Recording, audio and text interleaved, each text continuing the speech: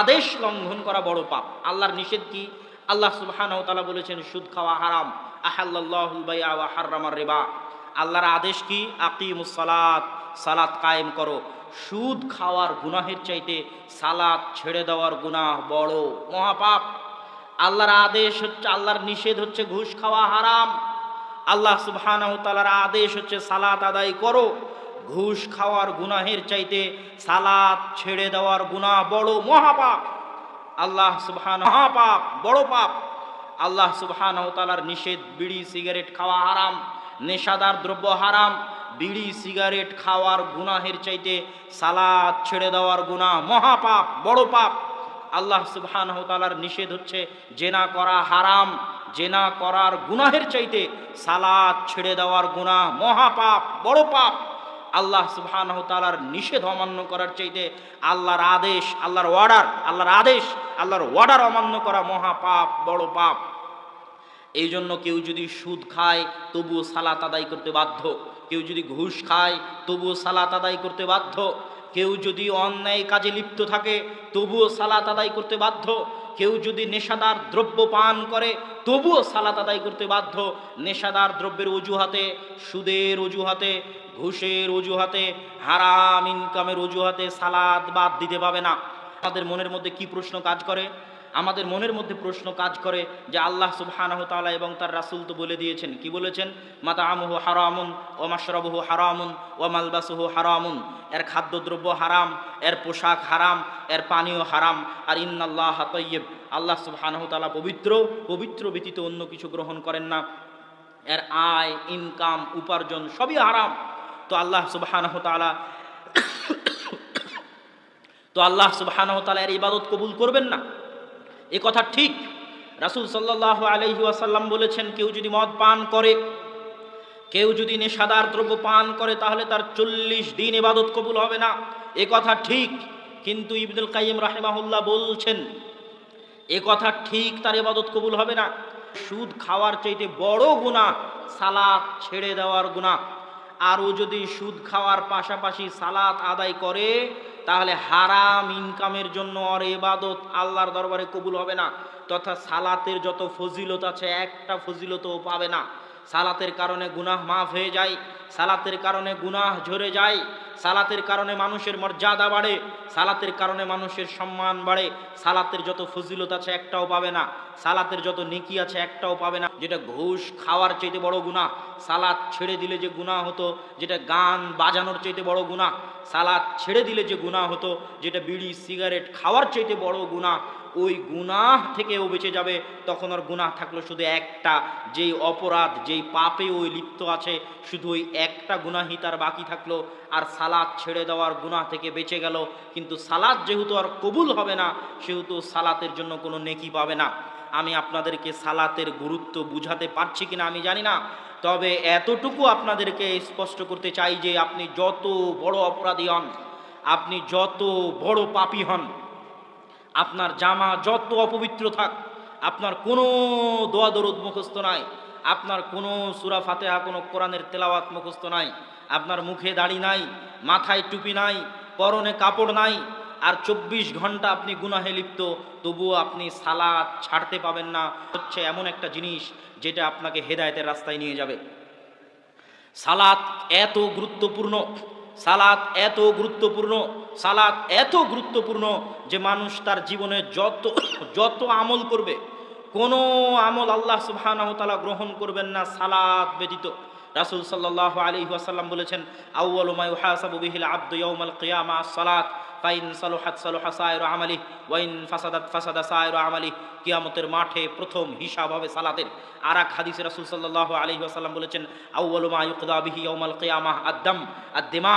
কিয়ামতের মাঠে প্রথম বিচার হবে রক্তের। তাহলে প্রথম হিসাব হবে সালাতের, প্রথম বিচার হবে রক্তের। বিচার আর হিসাব এক নয়, বিচার আর হিসাব এক নয়, বিচার আর হিসাব এক নয়।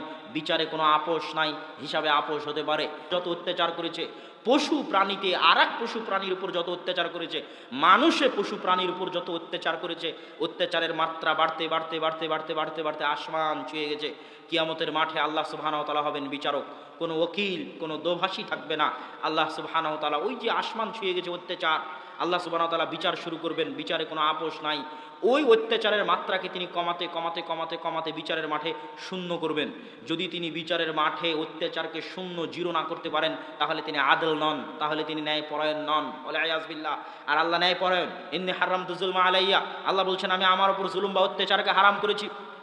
তিনি ন্যায়পরায়ণ, তিনি নিজের উপর জুলুম বা অত্যাচারকে হারাম করেছেন। তিনি ন্যায়পরায়ণ, তিনি নিজের উপর জুলুম বা অত্যাচারকে হারাম করেছেন। এই জন্য বিচারক হিসেবে যখন তিনি দায়িত্ব পালন করবেন, তখন কোনো ছাড়, কোনো আপোষ নাই।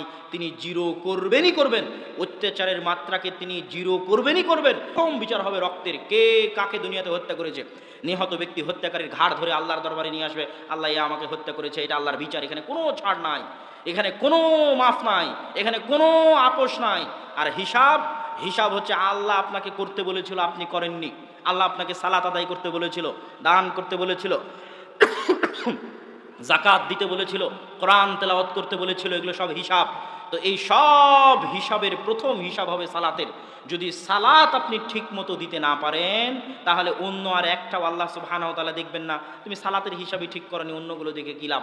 আমি তো তোমাকে যে আদেশ দিয়েছি করার জন্য, তার সবচেয়ে বড় একমাত্র আদেশ হচ্ছে সালাত। কিছুই যদি না করতে, খালি যদি 5 ওয়াক্ত সালাত আদায় করতে, আর যদি গরিব হয়, ওর যাকাত নাই, ও যদি গরিব হয়, ওর হজ নাই, 5 ওয়াক্ত সালাত, 1 মাসের সিয়াম, আল্লাহ সুবহানাহু ওয়া তাআলা ক্ষমা করে জান্নাতে দিয়ে দিতে পারতেন। আশা করা যায় ইনশাআল্লাহ। জান্নাতে যাওয়া অত কঠিন কিছু নয়। শুধুই যদি 5 ওয়াক্ত সালাত আদায় করতে, আল্লাহ রাসূল বলেছেন এই দেখো তোমরা যদি জান্নাতীকে দেখতে চাও তাহলে একে দেখো। ও কিছুই বলেনি, খালি বলেছে আল্লাহ রাসূল আপনি যা বলেছেন ফরজ কাজ, এই ফরজ ব্যতীত এর কমও করবো না, এর বেশিও করবো না। এই জন্য আপনারা আর একটা জিনিস মনে রাখবেন, আহাব্বুল আমাল ইনদাল্লাহ আল ফারাইদ। সব নেকির কাজের চাইতে আল্লাহর নিকটে সবচেয়ে বেশি প্রিয় হচ্ছে যেটা আল্লাহ সুবহানাহু ওয়া তাআলা আপনার উপর ফরজ করেছেন। সেটা খালি ফরজটুকুই করেন, করে আল্লাহর দরবারে যান, আপনার গুনাহ খাতা আল্লাহ সুবহানাহু ওয়া তাআলা আশা করা যায় মাফ করে দিয়ে আপনাকে জান্নাতে দিয়ে দিবে ইনশাআল্লাহ। কিন্তু সালাতই যদি আদায় না করেন, আর যত এদিক ওদিক যান, এটা করেন সেটা করেন, কিছুই আর কিয়ামতের মাঠে কাজে আসবে না। সালাত এত গুরুত্বপূর্ণ, সালাত এত জরুরি, সালাত এত প্রয়োজনীয়। সম্মানিত উপস্থিতি, সালাত এত গুরুত্বপূর্ণ, এত জরুরি, এত প্রয়োজনীয় দেখেই ইব্রাহিম আলাইহিস সালাতু ওয়াস সালাম দোয়া করেছেন আল্লাহর নিকটে, রব্বি জাআলনি মুকিমাস সালাহ ওয়া মিন যুররিয়াতি। আল্লাহ আমাকে সালাত আদায়কারী বানান, আমার বংশধরকে সালাত আদায়কারী বানান। আল্লাহ আমাকে সালাত আদায়কারী বানান, আমার বংশধরকে সালাত আদায়কারী বানান।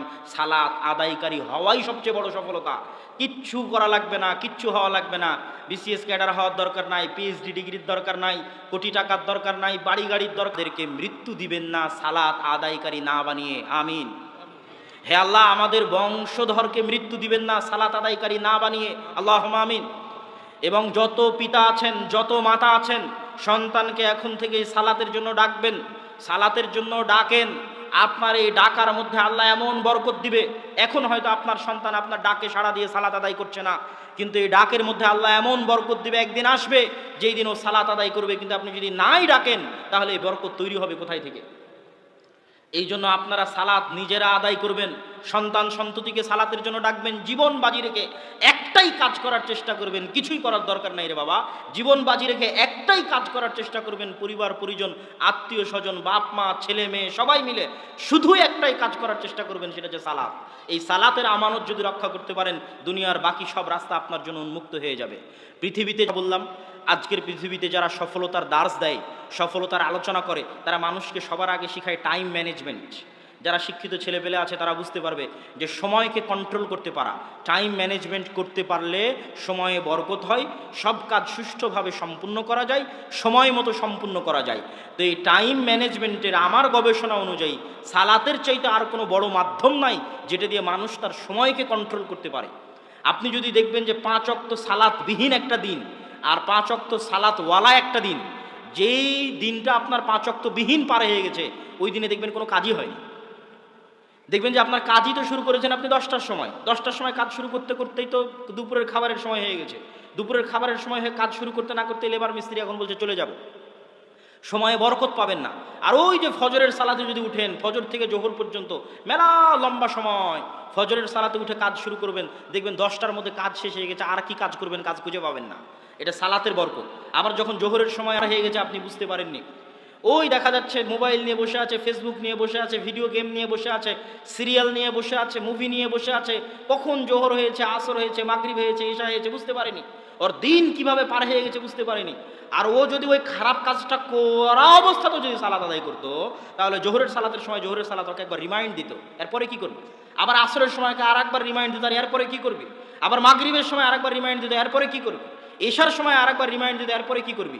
তাহলে ও যত কাজেই ব্যস্ত থাক, প্রত্যেক ব্যস্ততার মাঝে একটা করে ছোট বিরতি আছে, যেই বিরতিতে ও নতুন করে ভাবার সুযোগ পাচ্ছে, দিনটাকে কাজে লাগানোর সুযোগ পাচ্ছে। এটা যে টাইম ম্যানেজমেন্টের যত মূলনীতি আছে, সব মূলনীতিতে সালাতের চাইতে বড় কোনো মাধ্যম নাই, যেটা একজন ব্যবসায়ী, যেটা একজন কৃষক, যেটা একজন ছাত্র, যেটা একজন শিক্ষক, যেটা একজন দোকানদার, যে পর্যায়ে আছে, সকলের বরকতের রাস্তা, দুনিয়াবী সফলতার রাস্তা উন্মুক্ত করে দিবে এরকম কোনো মাধ্যম। এক নাম্বার হচ্ছে আলা বিযিক্রিল্লাহি তাতমাইন্নুল কুলুব। আর এটার সাথে সালাতের সম্পর্ক এত ওতপ্রোত যে আমাদের দেশের মানুষও ঠিকভাবে বুঝে না যে সালাত আসলে কেন এত জরুরি করে ফরজ করা হয়েছে। এটা যে যিকরুল্লাহর কারণে সালাত ফরজ করা হয়েছে এটা মানুষ বুঝতে পারে। কোরআনের আয়াত দেখবেন, আল্লাহ সুবহানাহু ওয়া তাআলা বলছেন আকিমিস সালাতা লিযিকরি, আকিমিস সালাতা লিযিকরি। আল্লাহ বলেছেন কোরআনে আকিমিস সালাতা লিযিকরি, আল্লাহকে স্মরণ। আল্লাহকে স্মরণ কেমন বিষয়, আল্লাহকে স্মরণ কেমন বিষয় সেটা আপনাকে একটু 2 মিনিট দেখাই। ইউনুস আলাইহিস সালাতু ওয়াস সালাম আল্লাহর নবী মাছের পেটে আছেন। আল্লাহ কি জানেন না যে তার নবী মাছের পেটে? অবশ্যই জানে আল্লাহ সুবহানাহু ওয়া তাআলা যে তার নবী মাছের পেটে। তো আল্লাহ সুবহানাহু ওয়া তাআলা কি তার নবীকে ভালোবাসেন না? অবশ্যই ভালোবাসেন। আল্লাহ সুবহানাহু ওয়া তাআলার কি তার নবীর সাথে কথা হয় না, যোগাযোগ হয় না? অবশ্যই তার সাথে কথা হয়, যোগাযোগ হয়। আল্লাহ জানেন তার নবী মাছের পেটে।